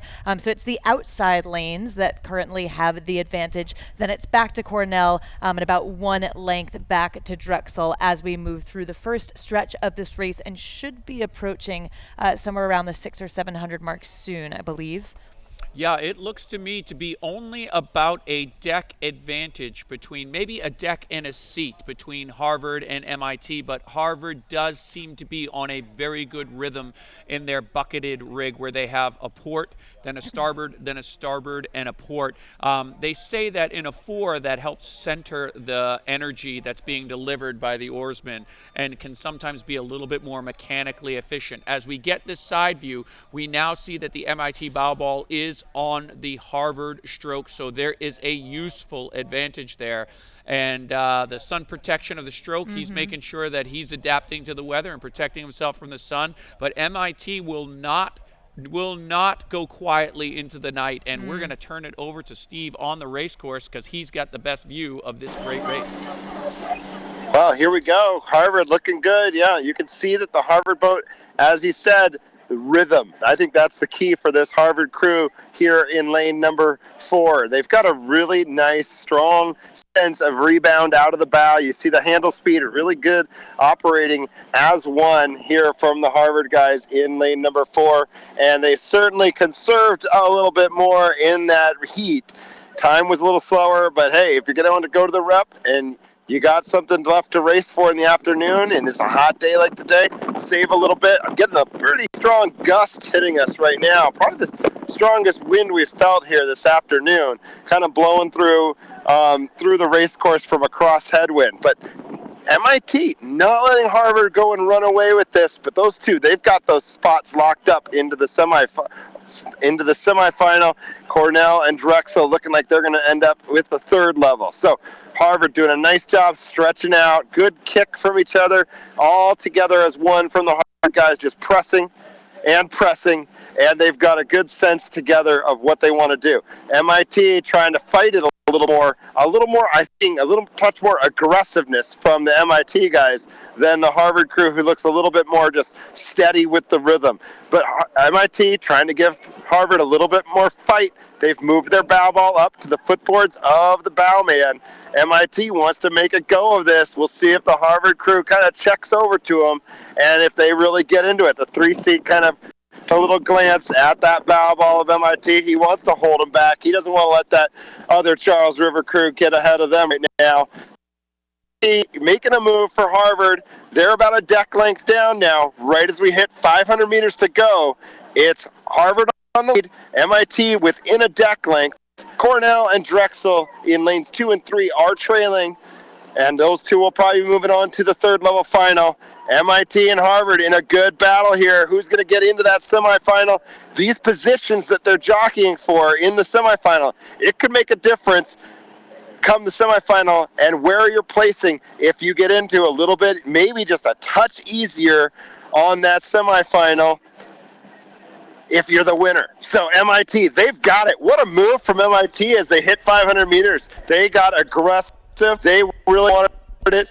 Harvard at rate. You can see a little bit more click from the Harvard crew now as we get down to the red buoys, the final 250 meters. We'll see if the red hull from MIT could take it and run away in the final 250 meters. They're looking sharp along the beach right now. So indeed, a little bit more of a patient start, I think, from MIT, but certainly dialing it up now in the last 500-600 meters. So a nice press from MIT gives them the advantage over Harvard, but Harvard just not letting them lose. So maintaining that contact. The question, of course, is there enough time for Harvard to kick it up a notch? MIT looking so strong, Justin. Boy, 38 strokes a minute. Again, Harvard had asserted themselves and got almost out to a full-length lead, but MIT would not let them break the elastic.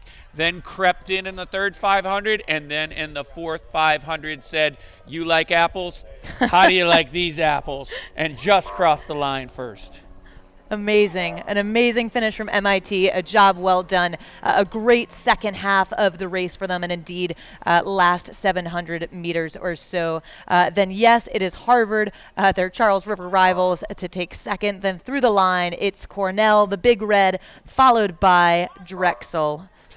Yeah, it's my apologies. It's impossible for me to watch two Charles River crews race like that and not throw in a Good Will Hunting reference. You have to. You have to. Yeah, it has to You go gotta. there. But it was great racing. I want to give a lot of credit to that Harvard crew. Again, I think they had a very distinct strategy from this morning where they conserved a little bit. They had a great start. Their rhythm in the middle. They pushed to the front. It's just that MIT was able to find that other gear, but certainly very smartly rode for Harvard, who is going into the AB semifinals in that four, and much credit to those four men from MIT to be able to again row back through late. We're seeing that difference between the 8s and 4s where we didn't see the lead changes in the late portions of the 8s race, but we are seeing them in the 4s race. So exciting to watch, and these last two reps of the day, we'll see if we get more great races like that. I think that we will. We're about 2 minutes for the start then for Repechage 3 and the men's varsity 4. That's Georgetown, Marist, Oklahoma City, and Brown. So of this bunch, it is Georgetown with the fastest time, but just ever so slightly over Marist by about 0.7 of a second. Of course, they were in different heats this morning, so we'll see what they bring to the table this afternoon. Then it's Brown with the third fastest time, a 6:49.8. And then Oklahoma with the fourth fastest time. But it looks like, speaking of times, we have some new ones in from our last race. Yeah, so we have MIT posting a 6:37.8. Yeah, they went 6:33 this morning, and you would say maybe in slightly faster conditions. So they are certainly laying down some consistent times with these speeds. They after 6:37.8 for MIT, Harvard was at 6:40.4, so definitely less than a length off.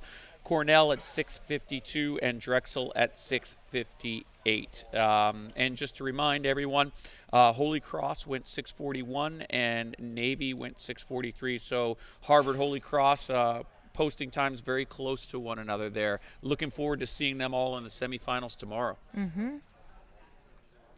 So we see these crews now sitting up under starters' orders, adjusting their points. So again, just a tiny, tiny bit of wind, but that does mean that these coxswains will need to gain their points and just make sure that they're pointed exactly where they want to be so that it's a fair start. So that's what they're doing up at the start line. Georgetown, Marist, Oklahoma City, and Brown, and we expect to have a start in just about a minute. Just love the fact that Oklahoma City, we're saying that name here at the IRA. Rowing at one point was almost strictly a coastal sport, and we are seeing its popularity increase and it penetrating all aspects of the United States of America. And we know that there's a great place to row at Oklahoma City, a great training center, and a lot of support for the sport of rowing there. So I'm really looking forward to seeing those guys come down the race course. Yeah, I think that's a wonderful point. It's great to see them represented here. Jacksonville as well. There are several teams that are just great to see in these men's varsity 4 events. Along with the traditional powers of Georgetown and Brown. And of course, a Central New York school. Central New York, as challenging as it is to row there in the spring, has great representation. And we have got a start here. Looks like a blanket straight across here in the first 10 strokes. Everybody's got off the line cleanly and is building their boats up to speed. I'm marking 47 strokes a minute for the Oklahoma City crew, but I can't tell because of the color of the bow of the Georgetown crew. I can't quite tell who's in the lead right there. It looks like Oklahoma City, with that high cadence, has poked out to a 1-foot lead over Georgetown.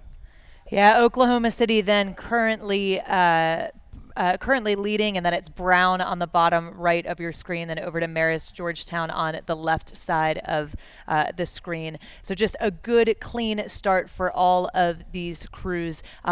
Not perfectly level, but still pretty tightly packed as we move through the first few hundred meters. And I'd say over the last 20 strokes or so, margin's not quite changing. So what that tells me is that we may well see things start to develop in the middle 1,000 as these crews really lock into that base cadence and start to assert themselves. We see that Brown crew, just a nice shot of them here out of lane 4. Then as Justin rightly said, Oklahoma just so quick out of the gate.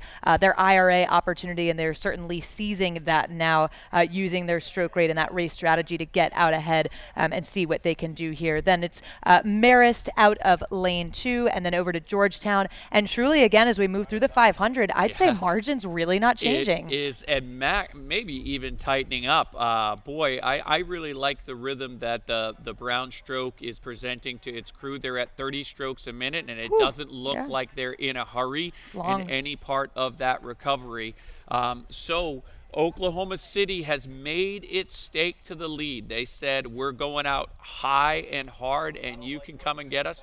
Georgetown is sitting over there, and we haven't talked about them a lot, but they are in a really great position, and it looks like their nose is now out in front. Georgetown, while we have been talking, has been steadily on the move.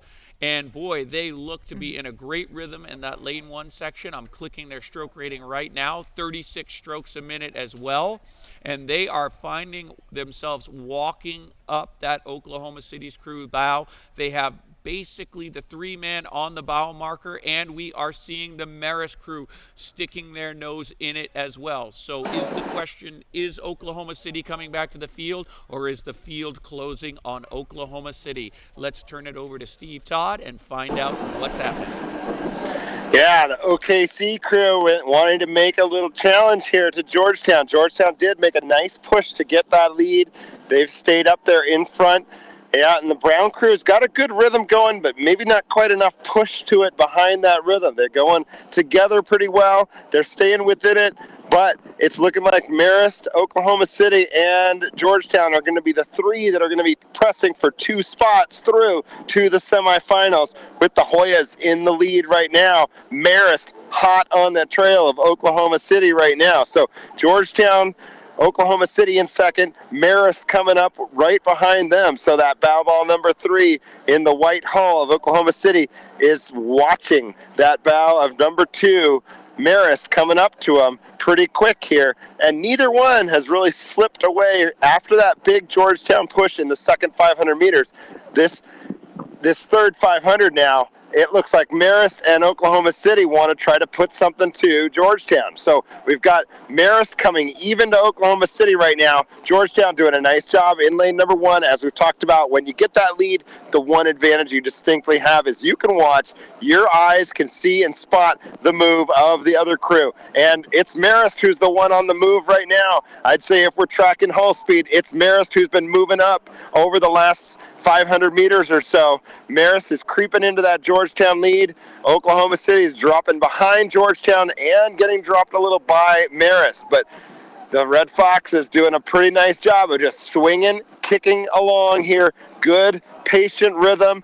And Georgetown's staying steady, staying strong over there in lane 1, with Brown dropping off the pace just a little bit. Oklahoma City might have paid for their move to try to really be on the lead early in the race. It looked like we've got now with Georgetown up front. Marist has crept back in. Their bow ball is on the 3 seat and moving, and Oklahoma City dropping back off of Marist now, and Marist kind of trying to crank that rate. I just saw a little bit more kick coming from the red crew here in lane 2. The Red Fox is doing a nice job to kind of try to bump up and go. And can they attack the Georgetown lead? Georgetown's got a pretty good amount of space. It's going to be tough for them to catch Georgetown, but I do think that they've got the chance to really challenge and push Georgetown to the end. We'll see what Marist can do now. So it's Georgetown on the lead as we come up here. We're getting close to the beach. We're crossing the little dock just to the east end of the launch area. But Georgetown looking pretty good. Control in the race here as we get through this last 500 meters. Georgetown, the Hoyas, doing a nice job sticking with the lead, staying on it. And Marist clearly in that second qualifying spot, with Oklahoma City getting dropped back a little bit and Brown behind them. So here come the Hoyas down the beach, looking like they want to take this one all the way to the finish line. Well, we are watching the end of the race, and I can tell you Marist is at 39 strokes a minute to Georgetown's 36, so we are seeing a late charge coming from the Red Foxes here. It is going to be difficult to overcome the advantage that Georgetown had created, but Marist is definitely on the move. The question is there enough race course for them? I do not know. There's about 6 strokes left. And there is about a 3-seat lead between Georgetown and Marist, and they are going to hold there. And then a little bit of open water back to the crew who's California dreaming from Oklahoma City, and then back to Brown, and they'll see each other in the third level final on the final day. But a great race. Georgetown made a bid for the lead in the second 500, got enough control of the race, and even though Marist kept pushing and gamely moving in that third and fourth 500, Georgetown had built enough of a lead to take it all the way to the finish line. Hoya Saxa for Georgetown. That was a nice race from them indeed, and a good push from Marist, but it was Georgetown, of course, to edge Marist. So we next then look forward to the last race of the day. It's just been an absolute wonderful day of racing. We've seen so much fierce competition, so many phenomenal races. But we conclude with the men's varsity 4 repechage number 4 with Boston, Wisconsin, Dartmouth, and Northeastern. Of course, in the men's varsity 4, like the third varsity 8s, we talk about depth. Well, this is an absolute testament to the depth that the teams in these events have put forth. So Boston, Northeastern, Dartmouth, Wisconsin, all teams that really boat several strong crews, and it's great to see that on display. Well, you're seeing these beautiful shots being delivered by the drone as we set up for this last race. And one of the things about rowing is you are doing it in such incredibly beautiful environments, and that is something that the hydro tries to capture. So if you want to elevate your off-water workouts with hydro, push yourself with challenging rows led by world-class athletes, or explore rivers and waterways with only the sound of your oars in the water around you, stop by the hydro tent and visit Nick Karwoski and help us make the machine a lot better for you guys to use in the future. We do have times here from the last heat, and as expected, it was a barn burner. Delivering a 6:35.04, Georgetown came first to Marist's 6:36.7. I will remind everyone that MIT won the last heat at 6:37.8, and Holy Cross came in at 6:41. So I don't know if conditions are changing much, but we are seeing some fast, really competitive times being delivered by all of these crews. And it's going to be interesting because Boston University this morning laid down a fairly quick time. Right behind them, let's see, then we go to Wisco in 2, Dartmouth in 3. Dartmouth posted the second fastest time in this grouping, and then Northeastern. So these guys all saw each other at the Eastern Sprints recently. No new names in here, and they are off. It's going to be interesting to see how this unfolds. Well, I hope that we get to hear your Charles River joke again, Justin, because we've got Boston University and Northeastern University on the outside lanes. So Charles River rivals now all the way out in California, lining up against each other once again. Northeastern, it's Boston over Northeastern. Northeastern a little bit back away from the pack. Dartmouth putting themselves out there.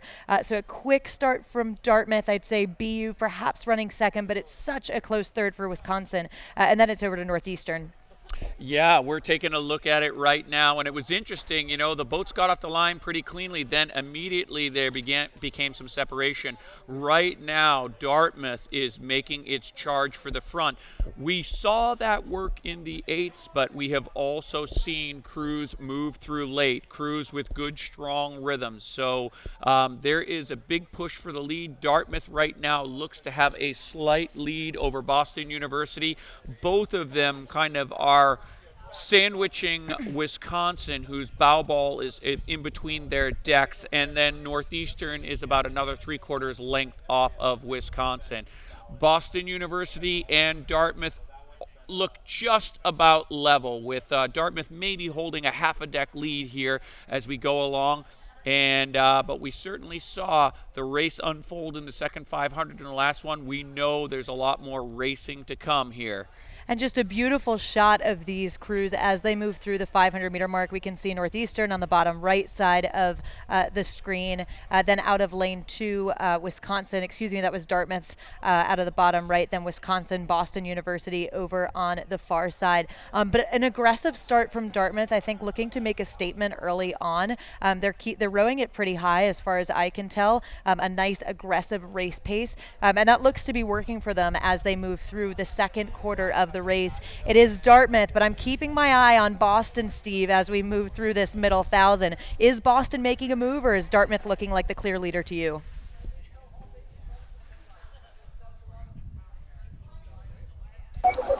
Well, it's a tight race here. Dartmouth is the leader. I wouldn't call him a clear leader, though. Dartmouth about a deck over Boston University, Wisconsin in that third spot, and Northeastern in fourth. So here comes BU trying to make a little move, get that what we call traction, getting that grip against the blade, and Boston University is inching into the Greens' lead.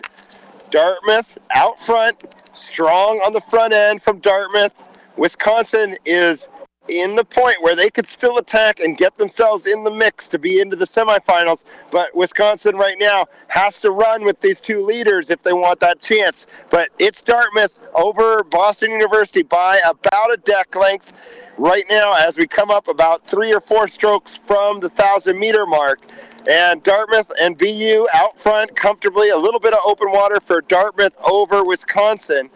Boston University just behind them. So it's looking like a pretty tight race between the two leaders. Not really getting much of a challenge here. Dartmouth's going to have to hold off BU if they want the win here. BU really is trying to get that win, though. I think Boston University in the last 25 strokes has decided that they want to go for it. They want to try to take this win away from the guys from Dartmouth. So Dartmouth sitting in second now. It's very close between these two. We might just be a little bit off on our lane line, but right now I'd say it's BU over Dartmouth by just a bit, with Dartmouth open water ahead of the Badgers, and the Badgers open water clear ahead of Northeastern. But good race going on up front. Boston University taking some authority here and really trying to own this race, take it home. That's what they're trying to do. BU out front, just rowing well, scooping and sending. Good rhythm coming from their stroke man. Swing coming along together in the remainder of the boat. But they're doing a nice, good sense of rhythm there from the bucketed crew from BU, and the other guys in a bucket as well from the opposite side from Dartmouth. So these two crews side by side here, lanes 1 and 3 are on the lead. Dartmouth sitting open water in front of Wisconsin, but falling back to Boston University right now. So BU's got the lead. BU's been on it for a while and moving away from Dartmouth.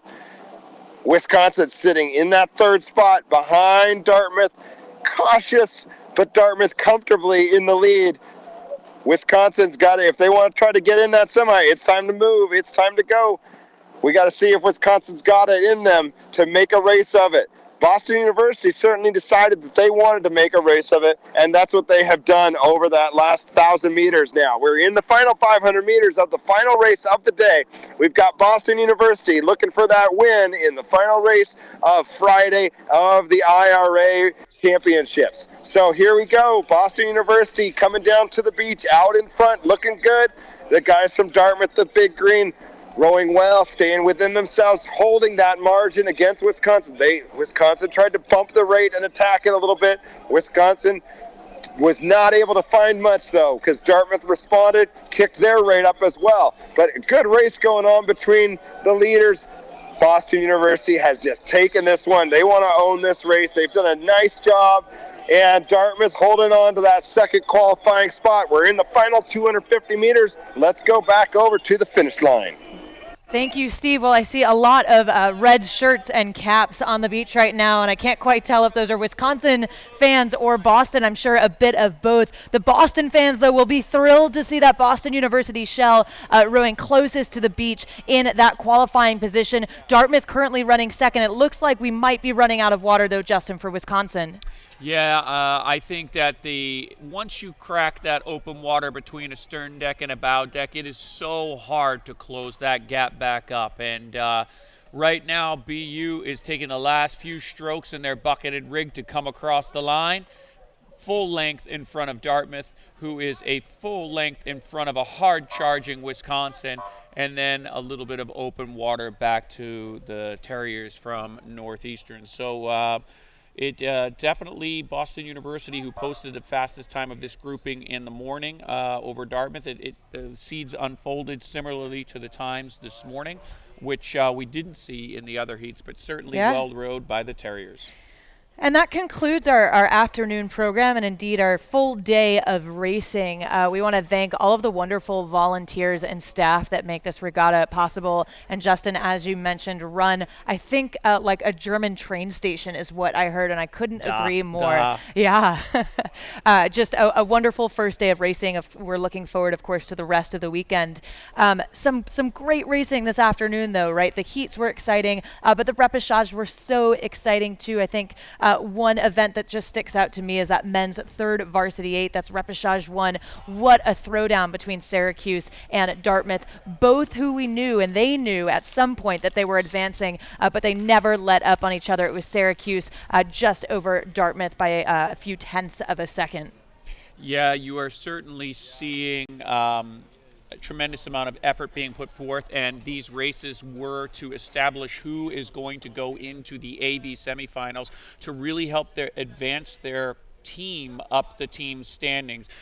Once you can go into the AB semifinals, then you have the option to finish 1st through 12th, as opposed to if you get relegated into the CD final or the third level final, you now can't advance any higher than 13th. So that's why the races were so intense. And the crew that stood out to me this afternoon were the big dudes from Palo Alto. I can't say that enough. Yes.